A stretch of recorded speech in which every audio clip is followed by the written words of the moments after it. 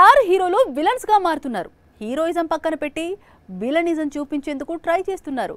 Already war sequel లో NTR villain role చేస్తున్నాడు. ఇప్పుడు చరణ్ కూడా కొత్త చిత్రంతో నెగటివ్ షేడ్స్ లో సర్ప్రైజ్ చేయనున్నాడు. రామ్ చరణ్ నటించే పాత్రలో కొత్తదనం ప్రయత్నిస్తున్నాడు.